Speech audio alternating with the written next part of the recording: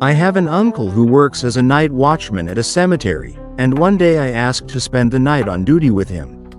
I was more interested in the mystique that could happen at the cemetery than the duty itself. I took everything I needed: a flashlight, my favorite knife, a camera, and, of course, a few sandwiches. The duty started at 7:30 p.m., but I arrived earlier and looked around. There were many graves at the cemetery, both new and old, and even very old ones, dating back to the 1880s. But then the time came, and the duty began. At first, everything was calm. My uncle and I went into the guardhouse and started playing cards. The guardhouse was small and square, with almost nothing inside: an old bunk bed, a table by the single window, and a small cabinet. I mounted the camera outside near the window. Since the camera lens was wide, it could see quite a lot. So, we sat there, looking out the window and playing cards. It was already late, around 10 p.m. My uncle, like all the watchmen at that cemetery, went to sleep, while I sat waiting for something extraordinary to happen. I don't remember how long I sat there, maybe until 11 p.m. Nothing strange was happening, and I, disappointed, decided to go to bed. I lay there for about 10 minutes, unable to sleep.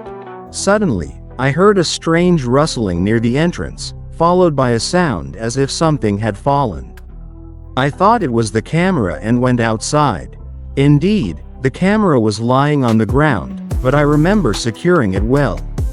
Well, I'll take it inside, I thought. After placing the camera on the table, I sat down next to it. But then I heard the rustling again, followed by a sound as if something was scratching at the door. I jumped up and locked the door.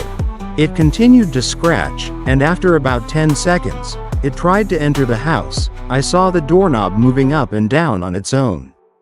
This seemed to anger it, and it started growling, but it was a very frightening sound, like a normal growl but very low and prolonged. I was very scared, and my uncle woke up. I quickly explained everything to him. He believed me because he heard the sound himself. We tried to see something through the window, and it was a tall, dark silhouette. I took the flashlight and tried to shine it on the figure, and the ghost, with terrifying screams, tried to escape the light. When it left, I looked at the camera footage and was horrified. Under the moonlight, it was visible that this dark silhouette was slowly approaching the camera, and when it got close, it stared with its terrifying eyes directly into the lens. I couldn't take it and turned off the camera.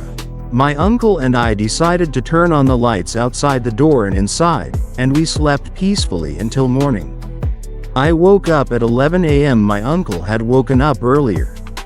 I gathered all my things and quickly headed home, but when I opened the door, I saw that it was all scratched up. I won't go seeking thrills at the cemetery again. But that was just the beginning. A few days later, I started noticing strange things.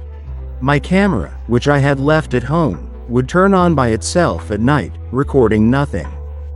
The flashlight would flicker for no reason, and the knife I had taken with me disappeared. I started feeling like someone was watching me, as if a dark shadow was following me everywhere. One night, I woke up to the same low, prolonged growl. It sounded right outside my door. I froze in terror, unable to move. The growl grew louder and louder until it became a deafening roar. My bedroom door started shaking as if someone was trying to break it down. I screamed, but my voice got stuck in my throat. Suddenly, everything went quiet. The door stopped shaking, and the growling ceased. I sat there, paralyzed with fear, unable to even breathe. An eerie silence filled the room. When I finally gathered the courage to open the door, I saw that the hallway was empty. But on the wall opposite my room, there was a scratched message: "You're mine." Since then, I haven't been able to sleep at night, afraid that the shadow will return. I know it's still out there somewhere, waiting for its time. And I'm afraid that one day it will come for me again.